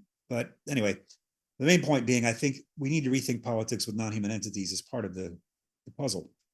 It seems that tool being is trying to, and perhaps you couldn't tell what you would have extracted from these initial insights, but you start the battle, to use the language. I think you take this language from the computer scientist. What was it, Theodore Nelson? This question of, I guess this is one of my questions for you. This question of fighting old battles or old wars, and also this question of ideas which were once liberating, once granted us freedom from older ideas that had become repressive. They too can in turn become a hindrance. And so I guess on the level of tool being, the fight is being waged on the ontological domain. And it's this question. I was trying to pinpoint a few of these perhaps at one time liberating ideas that had become a hindrance, and these old battles that we're still fighting. One of which, I guess a few of them, and you've already mentioned one of them, which was an overemphasis on holism. Yes. And I think that's obviously, you can say more if you want. Another one I think that you mentioned at the end of the book is anti-realism, and you call for a kind of, I think obviously the title of your next book is Guerrilla Metaphysics, but one of the phrases you use in this book is guerrilla realism. So maybe we could start there, and if you want, you can say a little bit more about holism and perhaps a little bit more about realism, anti-realism, and this question, because I know you in chapter 2 you kind of go through a number of authors on Heidegger, some of which I'm trying to remember off the top of my head. Dreyfus, right? His robust realism. Gosh, Rorty, probably. Rorty, yeah. You go through Rorty, which I found really fascinating, and I forget the other. Maybe it was Richardson with the non-mentalist verificationist anti-realism or something like that. Okrent. Oh, that's right. Okrent, his book on Heidegger and pragmatism. Right.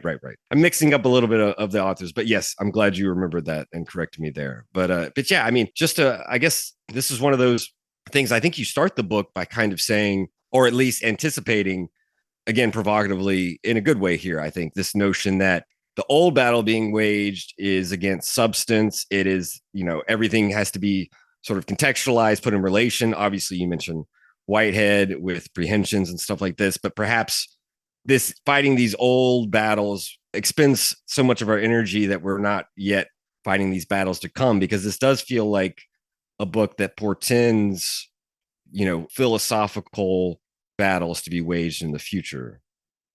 Yes. And another example of an idea once but no longer liberating.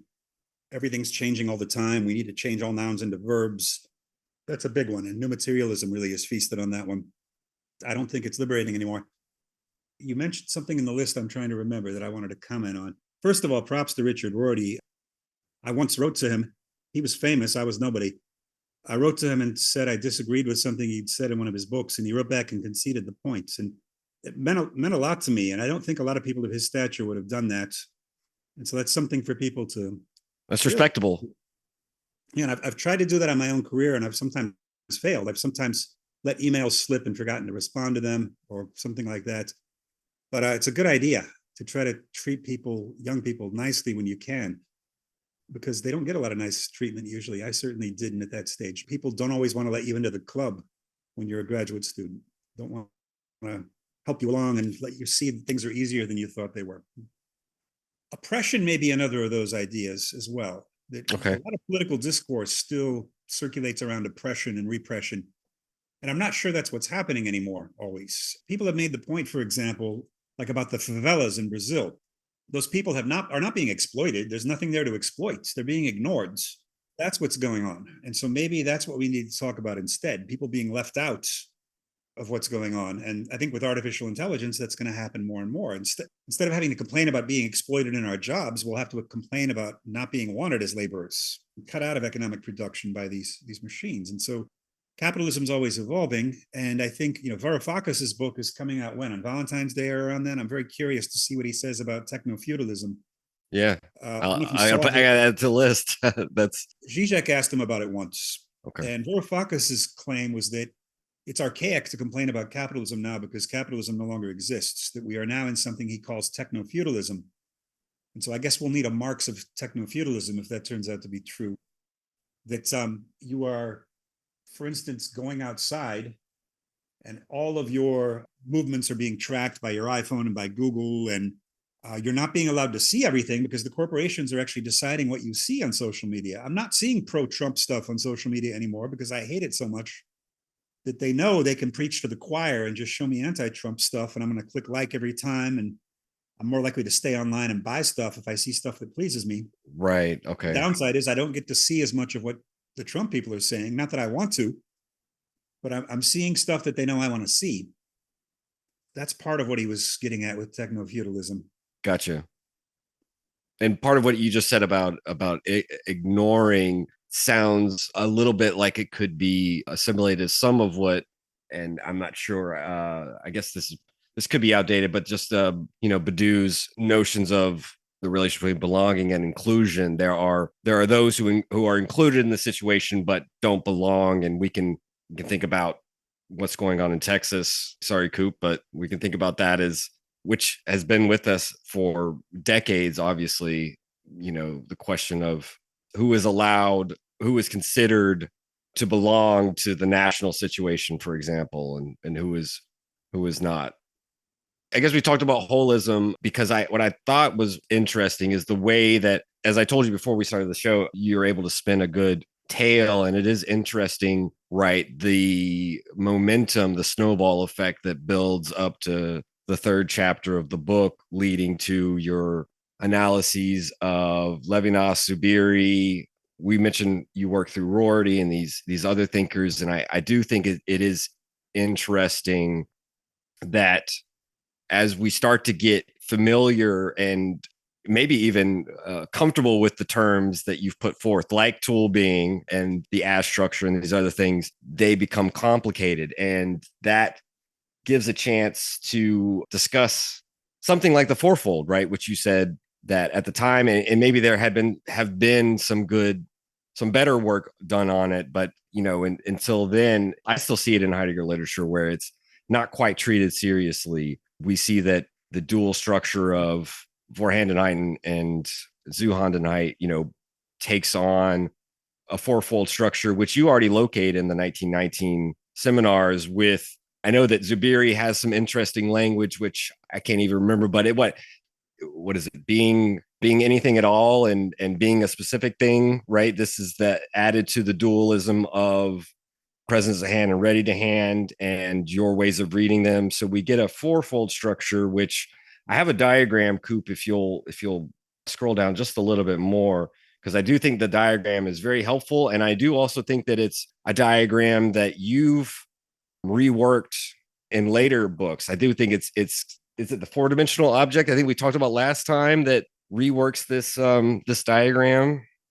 Yes, because I think Heidegger's fourfold did discover something important. I don't accept his form of it completely, and I think he misreads it sometimes. Right. But then I do try to trace through the 1919 version that he gets in his critique of Husserl and contrast it with the 1949 version in the Bremen lectures. The difference between concealed and revealed is a familiar one because it's one that we also find in Kant in some form between the noumena and the phenomena. We can talk about Kant. I think you wanted to ask something in a bit. But the distinction between an object and its qualities is a really important one that people ignore in the history of philosophy and that they've also ignored in their critique of Triple O. People's critique of object-oriented ontology often just critiques the idea that there could be anything hidden, gives a kind of Hegelian critique of that, because if you think about a thing in itself, you're already thinking it. This will be Measu's critique as well of Triple O. That's not the only thing going on. The other thing going on, it actually goes all the way back to the existence-essence distinction that I think Avicenna invented, but you find it obviously in Thomas Aquinas with On Being and Essence. It's a little disappointing there because being for Aquinas is just a yes or no decision. There's this essence in my mind, does the thing actually exist or not? Right. So being just becomes a yes or no binary. Whereas for me, being, the being term of it, the object, is the way that a thing is unified. And then the qualities are all the different features it has. And where you really get that is you get that in Husserl, and it's something that Husserl scholars never talk about. Interesting. Go back to British empiricism, which had an incredibly powerful and quiet influence through their theory that an object is just a bundle of qualities. That there is no apple, there's just round, red, hard, cold, and juicy, coming together so often that we give it the nickname apple, but there's no such thing as an apple over and above those qualities. And you find that even in Brentano, Husserl's own teacher, that assumption that a thing is all of its qualities. And Husserl's philosophy really comes out of a challenge to that. Husserl doesn't have the withdrawn dimension at all. He thinks the idea of a thing in itself is absurd. Everything is in principle phenomenally givable, presentable. But what's interesting about him is that the object can show different qualities at different times, different adumbrations, and yet it's still the same object for us. And people don't realize what a powerful critique that is of Hume. When you combine that with the concealed revealed distinction of Kant and Heidegger, you get a much more sophisticated structure in which there are four possible kinds of object quality pairings. And that what philosophy really comes to be about for Triple O is talking about those four different tensions, not just the one between hidden and revealed. And it allows us a more sophisticated discourse on aesthetics than usually happens, because you have to specify which of those four tensions you're talking about. And Triple O has even derived time and space themselves, as well as essence and eidos from this structure. So it gives us a new way to talk about time and space. And that's one of the results I'm proud of stuff, because I spent many years thinking about the fourfold. I spent many years not really seeing the difference between Heidegger and Husserl on this point, and it came to me in a flash. And then once you've seen it, it's like one of those Gestalt shifts that you can't unsee it. It becomes transformative. So the fourfold structure is still very important for what I'm doing in Triple O. And some people have picked it up and tried to develop it. You mentioned Kant, I guess on this, since I did have this question, and I put forth perhaps what I gleaned from your footnotes and the Zubiri section, and mainly chapter 3, where if so much emphasis, right, if tool being is that which could be in Kant related to what is noumenal, what is the thing in itself, right?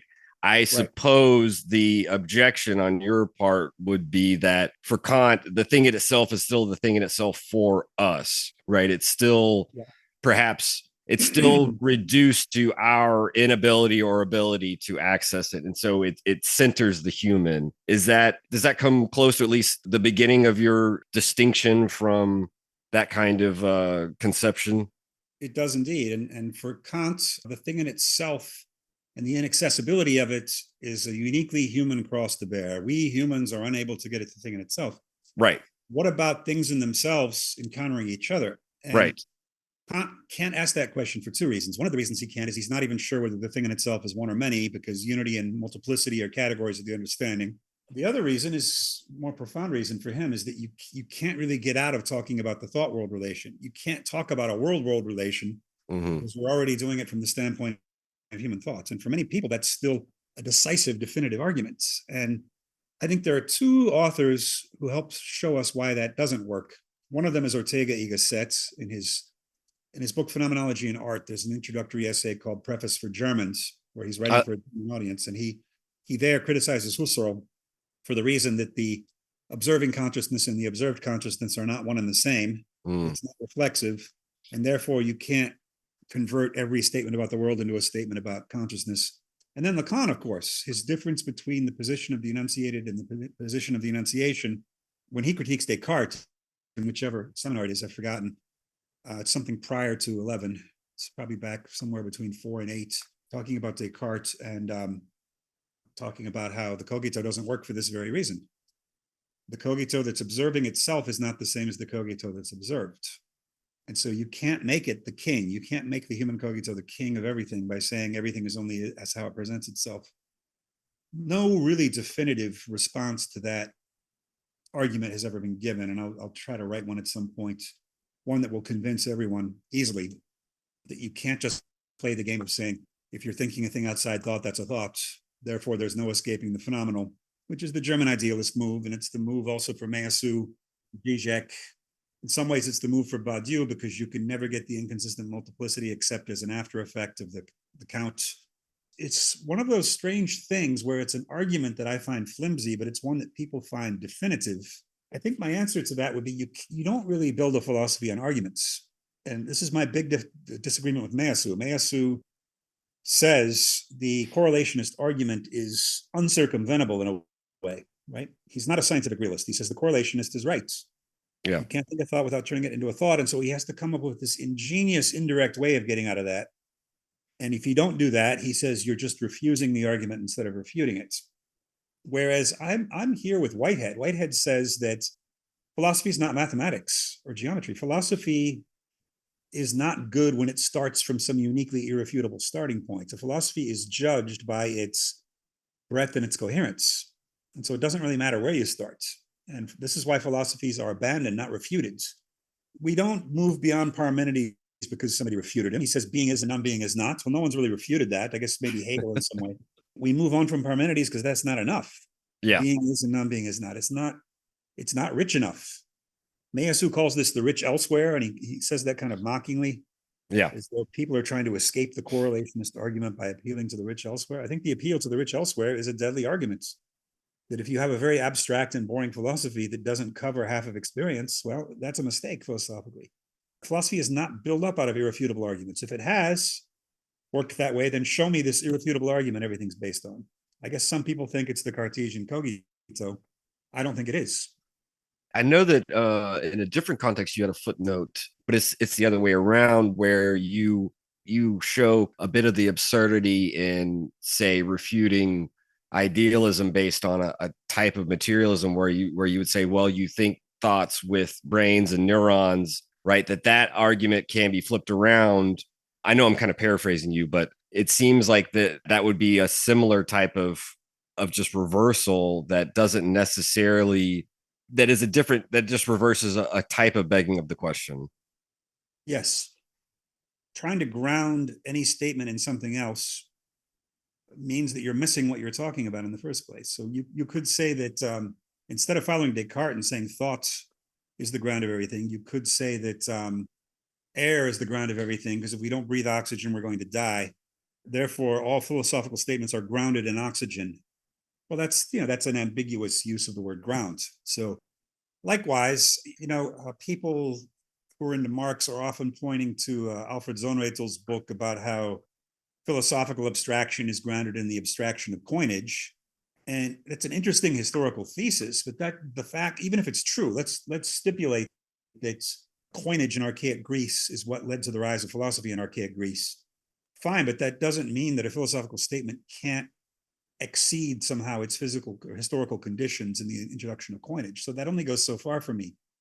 You know, you could say that all of my statements about anything are grounded in my inhabiting an Anglo-imperialist state that resembles the UK in that sense. Okay, fine. I mean, maybe you could find some things that I take for granted. You know, Americans tend to take majority rules for granted, for instance. Yeah. That's a useful concrete insight. Maybe majority rules is not as valid as we think it is. It's again, this historicist idea that every statement occurs in an atmosphere, and so therefore the atmosphere comes prior to the content inside of it. And that's not necessarily true.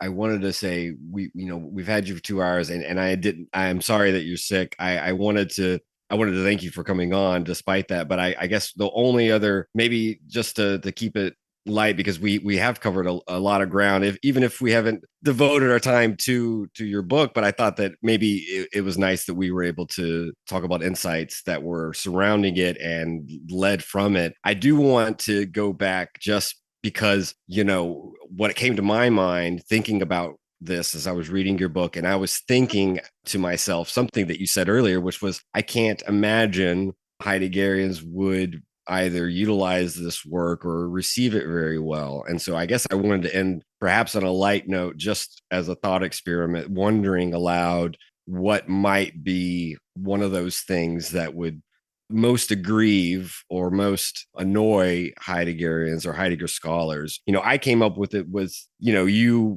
argue, I think fairly convincingly, but Heideggerians might disagree, as they have the right to do. But one of the things that I thought, your point that Heidegger doesn't really tell us much about time. This was related to my idea where you show other thinkers like Max Scheler on moods, or Bergson on temporality, or McLuhan on technology, and you could add more to the list, are better at certain things than Heidegger philosophically. And yet, this basic insight is what we should retain from him and why he's still important. So I guess I wanted you to perhaps think about, if you have, maybe you have, what you think might most annoy Heideggerians in your characterization of Heidegger. I put forward, that you could substitute being in time for Four-handed Zu Handenheit, or you could shuffle around these terms, but maybe there was something else that you've heard, or that you think would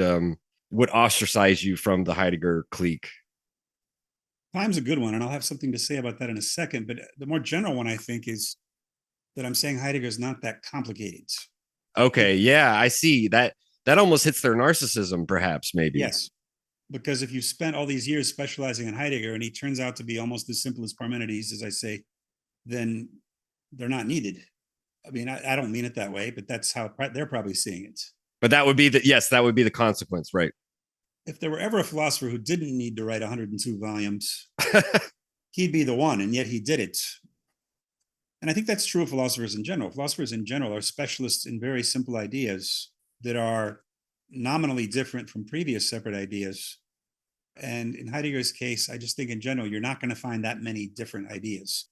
Time is one that does annoy people. It's one that some of my professors laughed at when I said it in graduate school, but I stuck to my guns and defended it. And the point there is, just because Heidegger says time doesn't mean you have to assume that he means the same thing by time that we normally mean by time. In a sense, he'll grant that point, right? But the thing is, when Heidegger says time, what he's talking about is the threefold structure of an instant. When he says past, present, and future, he's talking about the past, present, and future of the now, in the sense that you're analyzing a single instance, which Bergson forbids absolutely, right? For Bergson, Right. There's no such thing.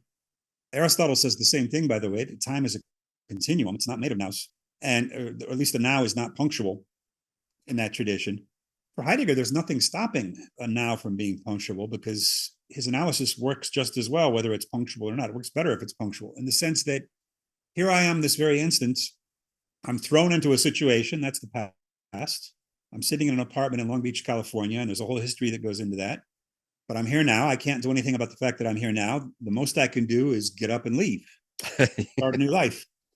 And then the future is the projection of possibilities I am putting onto this here and now, which if someone else were here would be different, where we can both be thrown into the same situation more or less while having different projections upon it. And then those two combined are the present.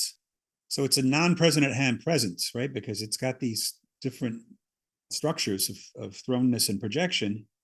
There's no way to get from that to what we call time. There's no explanation in Heidegger for how do we get from this time to the next. We think of time as moving. And in Bergson and Aristotle, you get that because by saying it's time's a continuum, there's not really a moment. In Heidegger, there isn't really any explanation of that. And that's why I put him in the occasionalist tradition, along with Whitehead, who's very explicit about this. He calls actual entities actual occasions. Each instant perishes and is replaced by a new one, which is the occasionalist idea. And I suppose it was the young Levinas who cued me into that, because in his book, Existence and Existence, which he wrote in a prisoner of war camp, he talks about the stance of an instant and how complex it is compared to what we think. And he traces this to Malebranche, and he puts a Heideggerian twist on it. I think that Heideggerians want to think that somehow Heidegger has something more in common with Bergson, where he's also adding a critique of time not being reducible to instants, but that's not there anywhere in Heidegger. And then they'll try to claim, yeah, but you're only talking about the analysis of Zeitlichkeit. Later, he gives an analysis of Temporalität. But that's not what happens in that shift, right? There's nothing that changes it from an analysis of instants to an analysis of flow. Heidegger never gives us that. And people don't like this because they take the word time too literally in his philosophy. I mean, in the passage you quote where Heidegger even uses those two terms in the same sentence, I'm not sure. I have to look. I'm not sure off the top of my head if you translated that or if you're citing the English translation and showing the German. But both words, both German words are just rendered as temporality. Where was this from? This was towards, I guess this was chapter 2, Zeitlichkeit and Temporalität, the translation you provide, which I assume when you used English translations that were extant. Both terms are translated as temporality, and they're within the same thing and same sentence. And you argue convincingly that he doesn't really distinguish them. Just like in other instances where he multiplies terms, it's really not as complex as we might want to think, or even Heidegger might want to think, right? That it's almost linguistic variety to a certain extent. In the meantime, I turned randomly in the PDF to exactly where I was talking about why there's no time in Heidegger, and that's around pages 65, 66, and the surrounding environment. This is top of page 65. To repeat what was said earlier, the argument that no distinct now can ever be isolated from a future and a past is the argument of Bergson. It has absolutely nothing to do with the writings of Heidegger, who simply ignores this additional theme. I stay committed to that thesis. There's no time in Heidegger. It's interesting that you show Heidegger's problem of how an instant is already in strife and already sort of ecstatic and not unified is specifically his problem, but it's not Bergson's problem. Who they miss each other, right? On this, Heidegger kind of misses something in Bergson's critique. I read that long footnote in Being and Time that you cite towards the end of the book, where he's going through a number of thinkers, including Hegel and Bergson, and he does seem to mischaracterize Bergson, but I don't think Bergson would recognize your point that the instant itself is not any simple unity. So this is 148. This would be 148. And let me look at the footnote, which is 75 in chapter 2. Where no, you're citing the basic problems of phenomenology. So this would be I assume the translation where it's temporalität is temporality, Zeitlichkeit, with regard to the unity of the horizontal schemata belonging to it, in our case, the present with regard to presence. So even the translators don't even bother really to distinguish the two terms. They just provide the German and allow it to do the work for it. Is there really, to your point, are they really conceptually distinct, or is it as complex as all that? A lot of times when Heidegger does that, it just turns out that one is the ground of the other, but there's really no reason to have a ground in the first place. I think what the translator did in that case, and it was Albert Hofstadter, think when it was temporalitate, I think he did temporality with a capital T, which in this case is lost because temporality is the first word of the sentence. Right. And so capitalized anyway. But yeah, it's hard to render. I mean, in German, you can do that. You can have the Latin and then the Germanic versions of the same. Right. We don't do that in English. That actually makes a lot of sense. And that makes me glad that translating French, it's already Latin enough that you don't have to deal with that as much. But no, that's a good point. As always, I mean, last time I know that we asked you about your future projects. I think the last time we talked to you, you were working with the architecture school. Was it in Los Angeles and perhaps some writings on architecture? Do you have anything you want to talk about in terms of what we can see from you in the future? Any present projects? Sure. Yeah, that was probably Architecture and Objects, which is now published. And it won't be my last book on architecture, but I still keep working on this book, Waves and Stones, which is about the continuous and the discontinuous. I really should have finished it a couple of years ago, but trying to make it clearer and clearer. That's where I'm talking about the strife between the continuous and the discrete, which came up today. Yeah. In different fields, such as, is biological evolution gradual, or is it punctuated equilibrium, as Gould and Eldred say? Wave particle duality in physics, Kuhn's thesis that scientific revolutions are sudden breaks rather than gradual accumulations of insight. Right. All different areas, a little mathematics and physics in there. And that should be done anytime. I keep tinkering with the conclusion and trying to make sure I got it just right. And then I'm also working on very overdue book I have on Latour's later philosophy, which I have a number of drafts and pages of around, but I just need to organize those. And then coming up ahead, Chris Whitmore and I. Chris Whitmore is the guy with whom I wrote Objects Untimely. He's an archaeologist at Texas Tech. Okay. And we are planning a larger project called Anthropoiesis, about how humans construct themselves or evolve. But in opposition to the thesis you often hear that tools are an externalization of humans, for us, tools are an internalization of something from outside humans. We're not the first to have said that, but Friedrich Kittler has something like this, and there are others. Right. But that's where the project's headed. There's going to be a lot of anthropology in there, kind of something different from anything I've done before. So I'm looking forward to it. And in general, I like the idea of co-authoring more because I can learn a lot from that. It's something I never wanted to do when I was younger, but it's something I'm much more interested in doing these days. It shares the burden as well, right? But you also get a chance to broaden your horizons and learn a little bit from someone else's field of expertise. The best thing you can be in life is a student. And so I just keep finding excuses to extend my student career. I think of myself as a student rather than a professor. And so coming to an architecture school has given me the chance to learn a new field in midlife, which is not easy.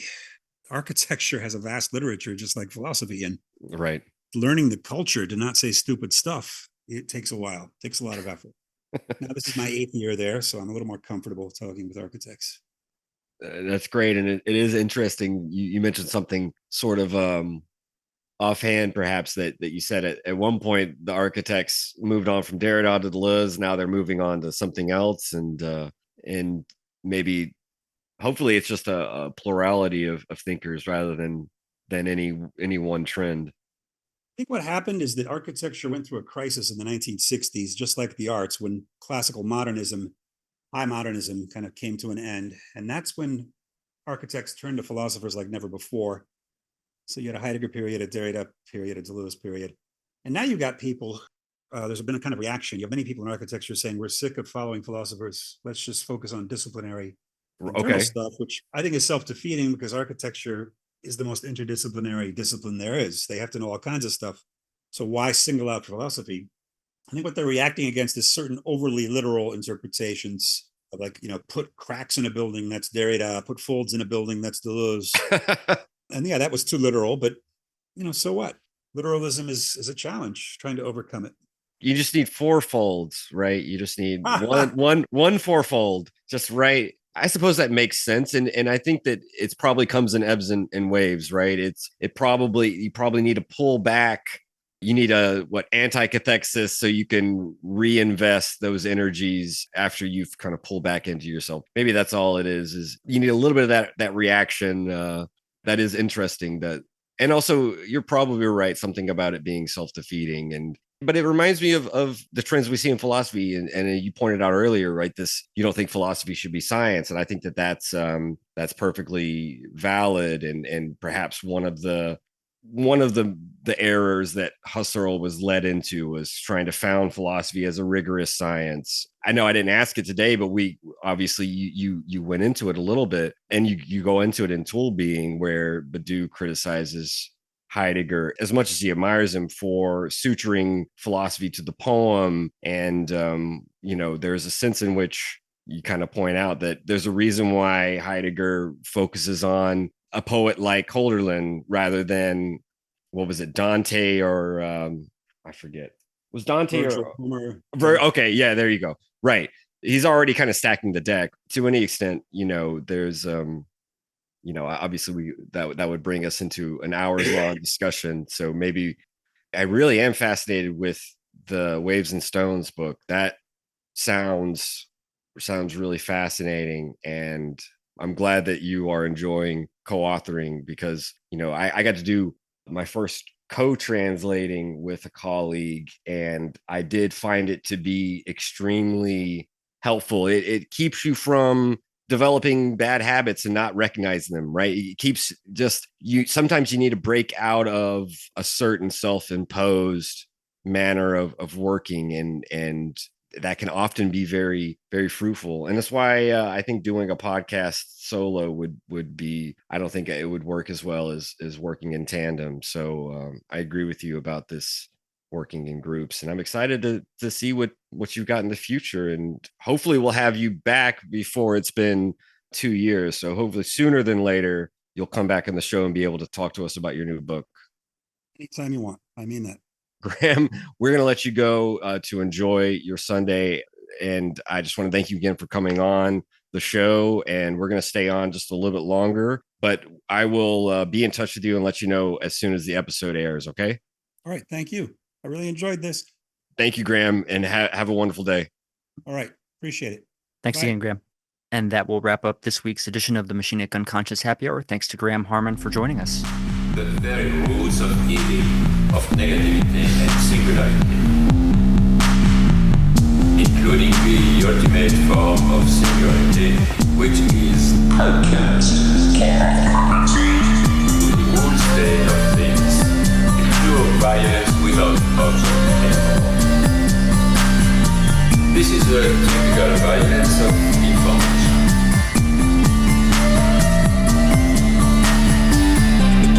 It's violent because what happens there is a murder of the real, the vanishing point of reality. Let's not have a misunderstanding here.